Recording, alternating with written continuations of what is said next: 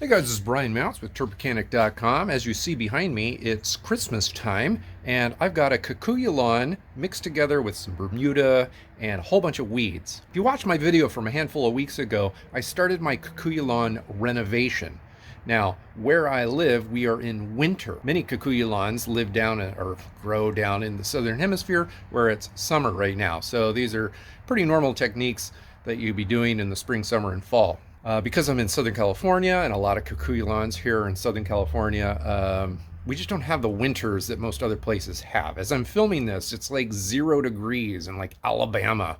It's crazy. But right here, 76. My video from a handful of weeks ago all had to do with the beginning stages of the Kikuyu lawn renovation. And for me, that was bringing the height of cut way down. So this is a brand new house for me, brand new lawn for me. I've never managed this lawn before. So what I did then is I brought everything down and I ran the dethatcher over it, or I should say the power rake over it, and I tried to rip up as much of the stolons as I possibly could, get those things standing up. Then I went over it again with the mower, brought the real mower out, and really cut as low as I possibly could because I wanted to get all of the stems out. If you've got a Kikuyu lawn and you want to make it look good, not feel like you're walking on like a dish sponge everywhere, you've got to scalp it way the heck down. Kikuyugrass is also extremely robust. It's like, I don't know, it's darn near indestructible.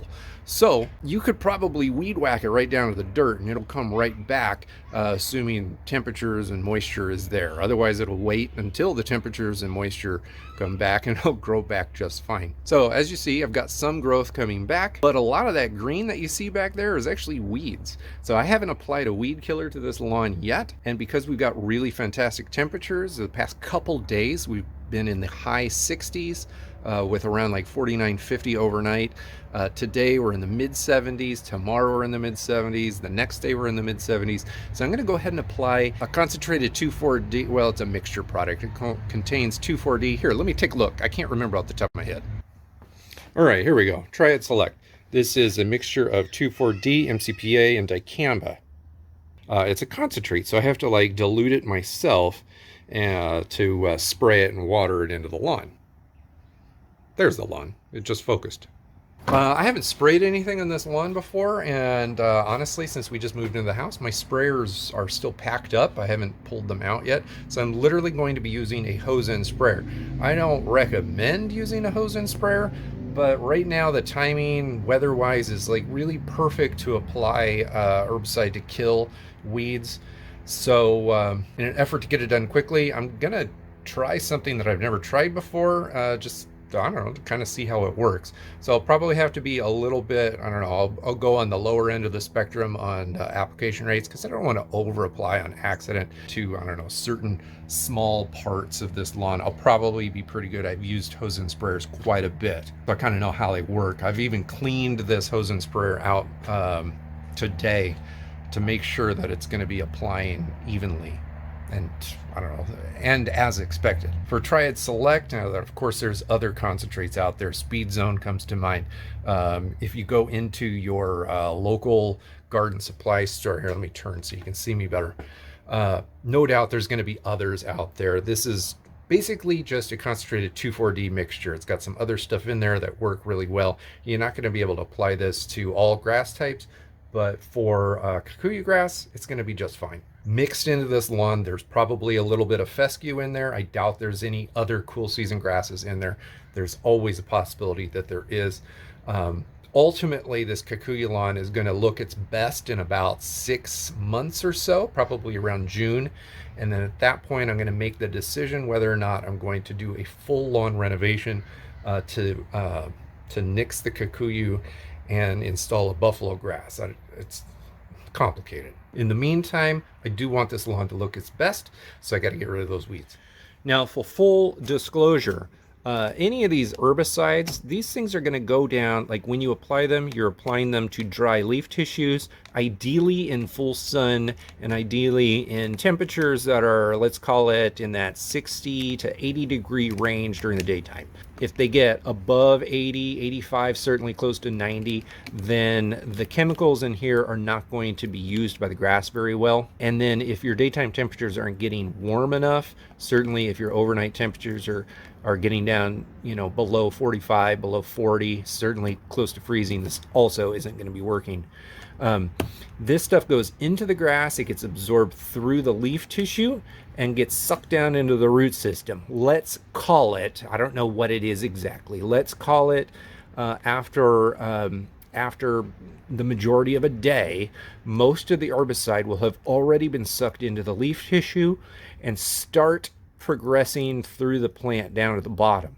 So a few hours after I apply this, I'm also going to apply this to the lawn through the exact same hose and sprayer.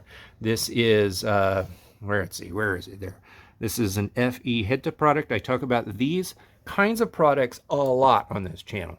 This is a chelated iron product that is chelated to go down onto the lawn and not affect the grass, but it will cause iron toxicity in the leaves. So you don't apply this second. Or I should say you don't apply this first, because if you apply this first, then those leaves are going to like suck this up and then they'll shrivel and then they won't absorb this very well. So I'm going to apply this through a hose and sprayer, and then a good handful of hours later, same day, I'm going to put this into the hose and sprayer. So this is also going to go down to the lawn. So what's going to happen is I'm going to be using like multiple techniques to kill multiple different weeds, because there's a whole variety. There's like a whole salad bar of weeds in this lawn.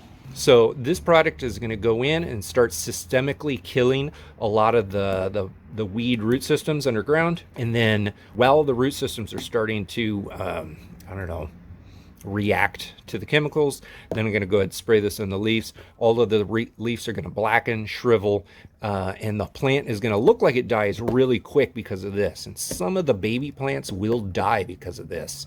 But the combination of all of these things are going to work in tandem, and everything's going to look like it's dead in about 7 days, and the vast majority of all of the weeds in the lawn will be completely dead in about, let's call it 17 days. To reiterate, this is not a tutorial. I'm not recommending that you use one of these things to do this application, nor am I recommending that you do this sort of stuff in the middle of winter. Right now, my conditions allow for this to happen. You need to kind of, use your best judgment if you want to do this sort of a thing. And if you do have a Kikuyu lawn and you do live in Southern California, then you probably could get away with putting these products down. I mean, I'm doing it because the weather allows for it. And if you do live in the Southern Hemisphere where it is late summer right now, going into fall, then you could probably do this too if you've got this sort of grass type. All right, now one of the tricks to using these things well, in my opinion, is to do small areas. So I'm only going to be doing the front yard, which is just under 1,000 square feet. Do small areas so that you can track really well where you're going and the speed with which you're going through it. Also recommend heavily cleaning these things out as good as you can. Now, I got some staining in here, but there is no debris, and my thing right here, I've literally scrubbed it to make sure that it's going to suck everything up evenly. Also, because I'm using this instead of a traditional sprayer, which I don't want to set up right now, I don't want to go on the high rate, the high application rate, because I do care about staying safe. So I don't want to accidentally put too much on certain areas of the lawn simply because I'm using a hose and sprayer and I'm not doing it the perfect way. What do you think? Yeah. Yeah? Yeah, do you even know what I did? No. No, it's a secret. You'll have to watch the video.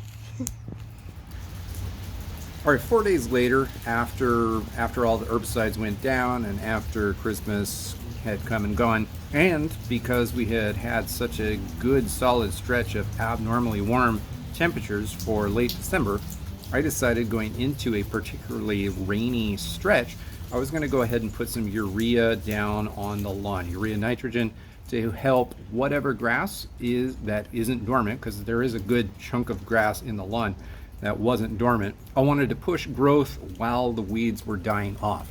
So the way that I operate is I want to push the grass and suppress the weeds. And if I'm doing them at the same time, then I don't know, you're just going to see the results a lot faster. You can only do this if your weather supports it, and mine did.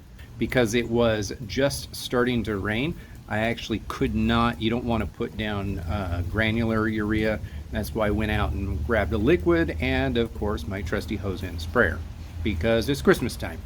I'm not unpacking anything else other than Christmas presents. I don't want to set up that tank sprayer. I'm going to have a full video all about how you calculate liquid nitrogen application rates. Make sure to look for that in your subscription feed, or maybe link down in the description below. But long story short, a lot of the urea that I was putting down was going to be a little bit faster acting than the Urea-Triazone that was mixed into it.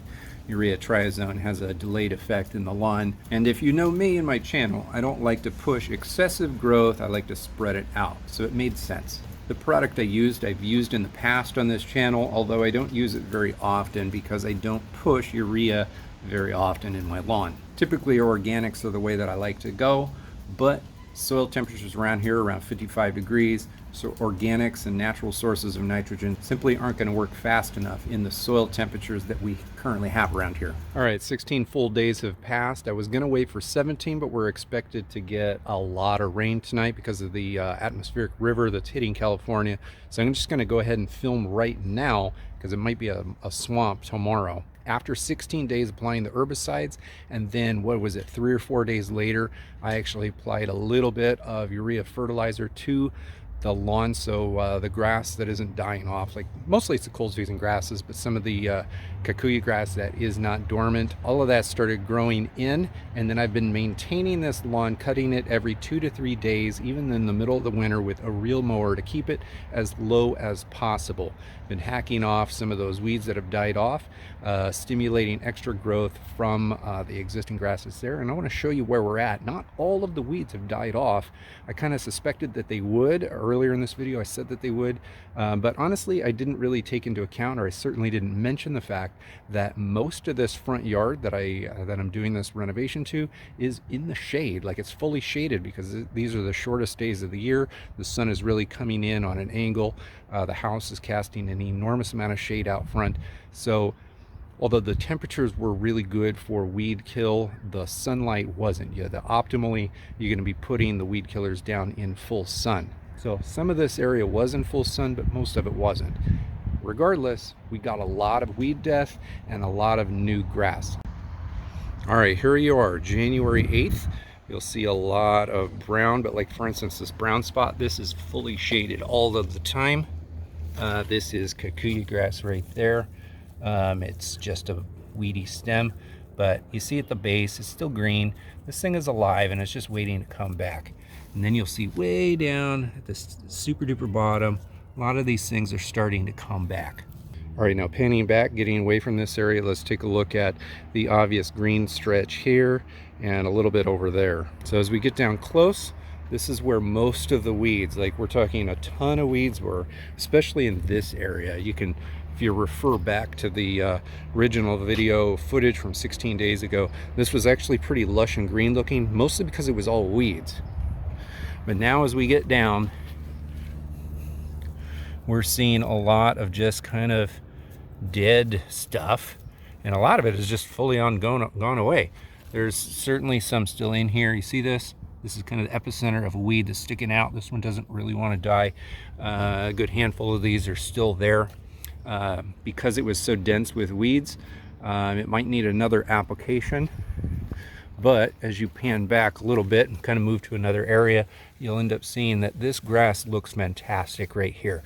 And this is predominantly the Kikuyugrass. It gets a little bit more sun because we're further away from the house.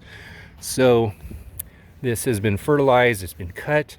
The weed pressure is going away, and this grass is now being trained to be nice and short and pleasant. So it's going to continue spreading underground and a little bit above ground.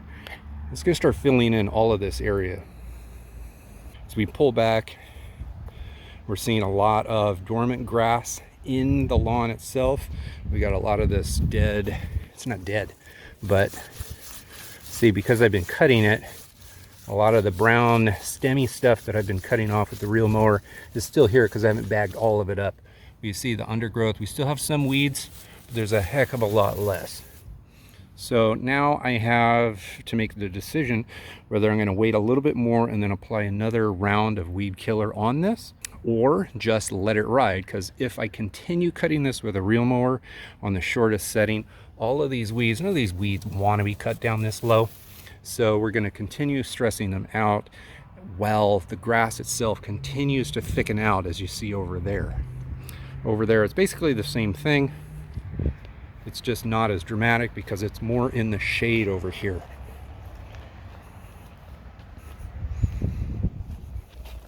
Just getting close. We're seeing nice grass. We're seeing some nice grass, but there's still some weed in here. And again, I would contend that a lot of these weeds didn't die off all the way because they weren't in full shade, or because they were in full shade when I applied the herbicide. So this will be a harder kill, and it's worth noting for any of you guys who are attempting to kill weeds at any point during the year, if you're not getting full sun on the spot, the weeds aren't going to die off anywhere near as easily or effectively or efficiently. You're going to have to do multiple rounds in the shadier areas, regardless of temperature. Center spots is actually going to be a lot easier to maintain a weed-free lawn. With all of that said, there's nothing else to do except for wait for the rain to come in. We've got probably, at least on my 10-day forecast, solid more than 50% chance of rain every single day for at least the next 10 days. So there's no way that I'm going to be putting down any herbicide at least for the next couple weeks. So after a couple more weeks pass, then I will make some new decisions as to what to do next. As always, bear in mind that I try my best to take the most natural approach to lawn care most of the time. Certainly I break that rule from time to time, but in this front yard I'm trying to do it naturally, so I'm not going to take extreme measures.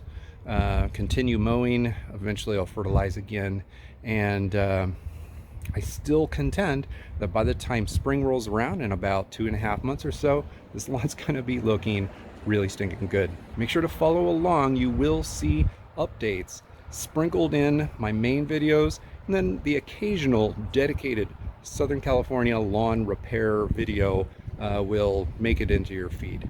Thank you for watching. It's already starting to get windy. I gotta go inside before it starts raining on me.